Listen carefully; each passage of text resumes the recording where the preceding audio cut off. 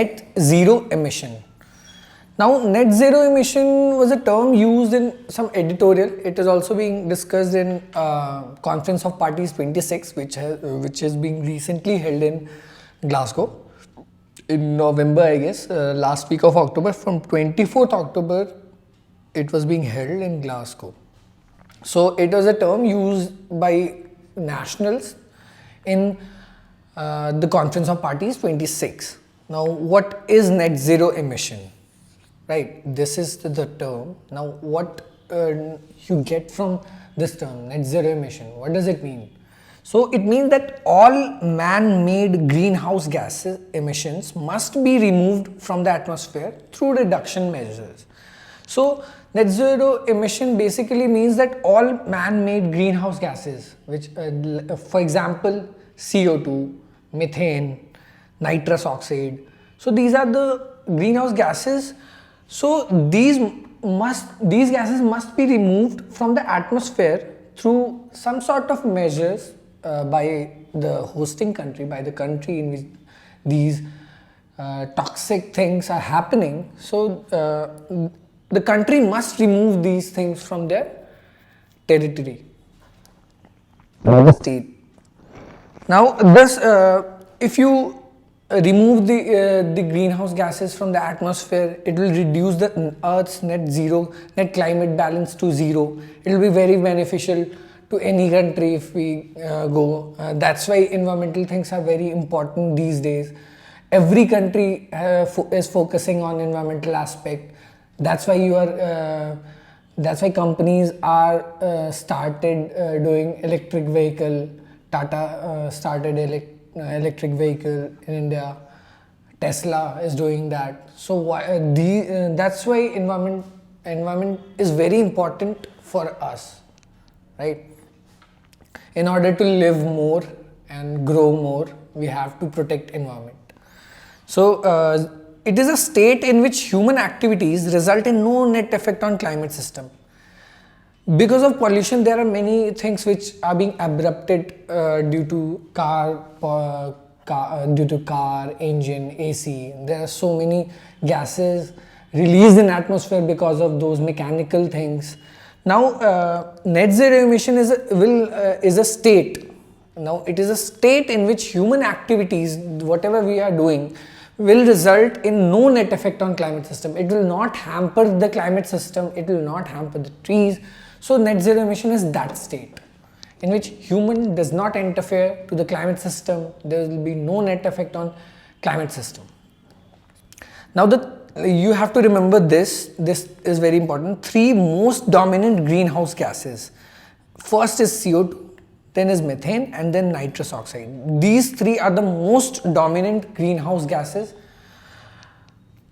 Next is, which was held in Glasgow recently, even this month in November, COP26. COP means Conference of Parties 26. Many countries sit together and discuss about the climate aspects of their countries and how they'll contribute, how they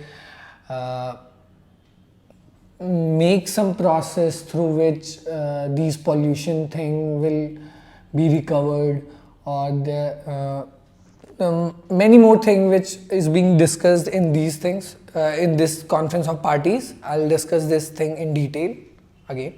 So the Conference of Parties was being held in Glasgow.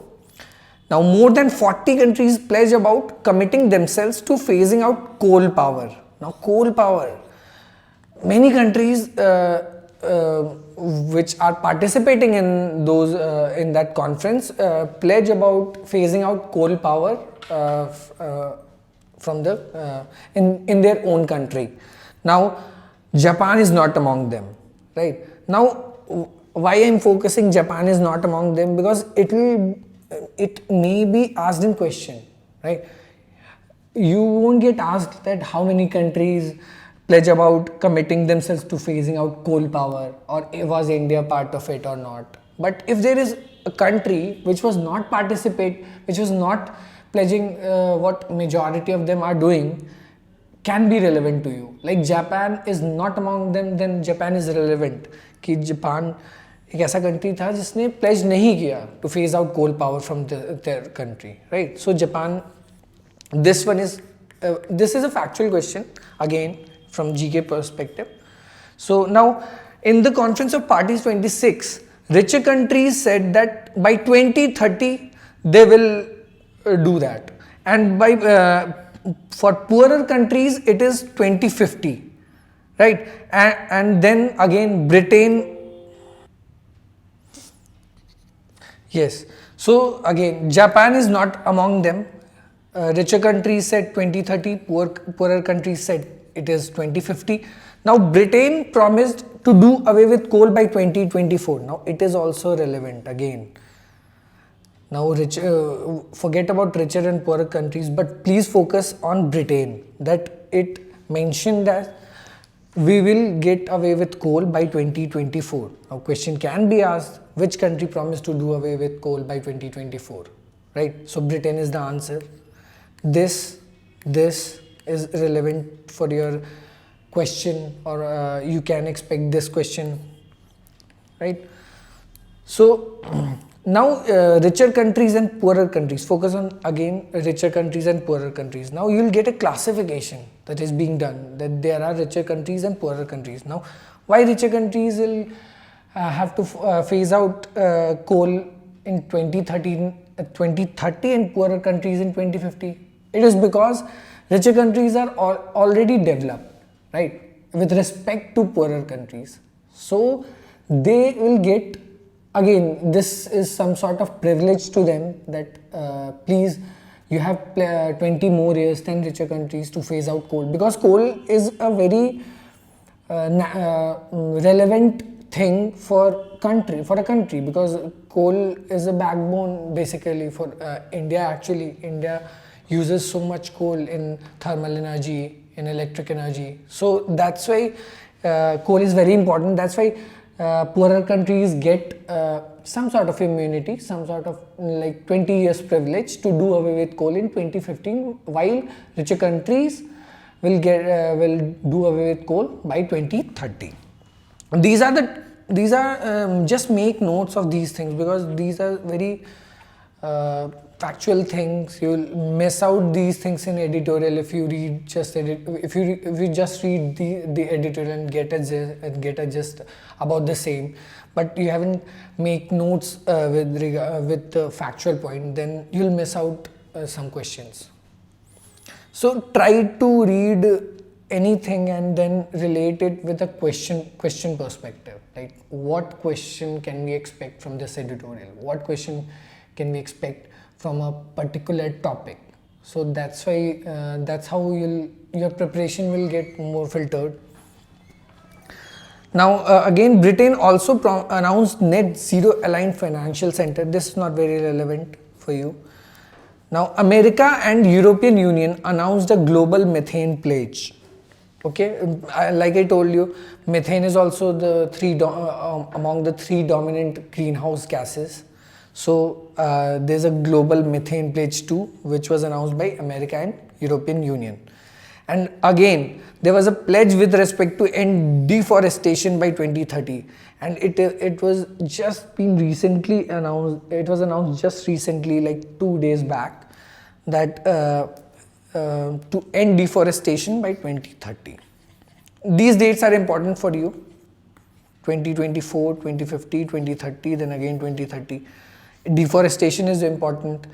Then again, richer countries 2030, poorer countries, this Japan, Britain, America and European Union, global methane pledge. These are important. Now India at the Conference of Parties 26. What India has announced, what India has said in this conference. Now first is, India said that net zero emissions by 2070. India announced net zero emissions by 2070. These are just one-liner thing. You have to remember this, because this is very relevant. You just focus on the one-liner and try to remember this, or make a notes or whatever. But please remember these things, because these things are very relevant to you. So net zero emission by 2070. By 2030, India announced that by 2030, half of the country's electricity would be renewable, would be from renewable energy, like solar energy, right? India is focusing so much on solar energy nowadays because they know that how there are various states which focus on solar energy, and because it is a renewable energy source, so this is very relevant to phase out coal. If you get an alternative of coal, why won't we go to that option? So that's why solar energy come into force when we think of an alternative to that. So in half the country's electricity would be renewable by 2030. So just remember these dates: 2070 net zero emission, 2030 half the country electricity would be renewable, would be from renewable sources, right? Where India said it will cut its CO2 emission by 1 billion tons by 2030. Okay, CO2. Narendra Modi said Indian Railways will become into the world's first net zero carbon emitter by 2030. It is also very relevant, very relevant. Indian Railways will become the world's first net zero carbon emitter by 2030. Now, India also said that it will install system to generate 500 gigawatt of renewable energy by 2030, 50 gigawatt more than existing target. Now I don't think the gigawatt is important, how much gigawatt, 500 gigawatt or 600, but yeah, you'll get an idea about the same, about the respect to like the existing target was 50 less than what India expect this year, right? So this is very relevant. Remember this thing. Again, I am giving a start. This is very relevant. Indian Railways CO2. Okay. Now, one sun, one world, one grid. This is an initiative by India and UK. Now, in even Conference of Parties 26 itself, many countries recognize the importance of sun, recognize the importance of renewable energy in the near future, because we are polluting the environment so badly. So that's why we have to rely on some source which are renewable, which can renew from time to time. One such example is sun. Sun gives us energy. So yeah, one sun, one world, one grid. It is an initiative by India and UK. Just remember this: India and UK initiative, one sun, one world, one grid. Now it will be implemented in 3 phases. What are the 3 phases? Just remember, implemented in 3 phases. Now what are the phases? First phase is Indian grid will interconnect with Middle East, South Asia and Southeast Asia. Now in first phase, Indian grid will connect with Middle East countries, South Asia and Southeast Asia, right? And then in second phase, it will connect with African power tools. And then in third phase, it will have global interconnection. So first phase focuses on Middle East, South Asia and Southeast Asia. Second phase, it focuses on African power tools. And then third is global interconnection, right? So what are the pointers? Initiated by India and UK. 3 phases. Initiate first phase, Middle East, South Asia and Southeast Asia. Second is African, and third phase is global interconnection. Moving on. Now I'll give you just a basic background of Conference of Parties and just 2 protocols or say agreements which are very relevant for you with respect to environment. Now, Conference of Parties (COP) जो है is the supreme decision making body of UN framework for international cooperation to combat climate change. Climate change के लिए it is the supreme decision making body of UN, United Nations, right? It is being known as COP because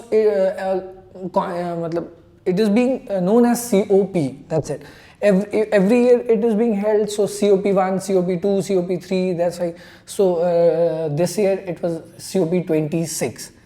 This was actually delayed because this was scheduled last year, but because of corona it got postponed. So yeah, Conference of Parties. Now what it is, supreme decision making body of UN. Just remember this. What with respect to climate change. Now there are two agreements which you must remember with respect to COP, because it is in news. First one is Kyoto Protocol and third one is Paris Agreement. Now Kyoto Protocol was adopted at third COP, third Conference of Parties. Like today, like this year, it was 26 COP 26. Now at third COP, Kyoto Protocol was adopted. It is the only global treaty with binding limits on GHG emission. GHG means greenhouse gases, right? So it is the only treaty, only global treaty which sets binding limits on greenhouse gas emissions. Like this country should emit the threshold of this much emission. So there is a limit on those emissions.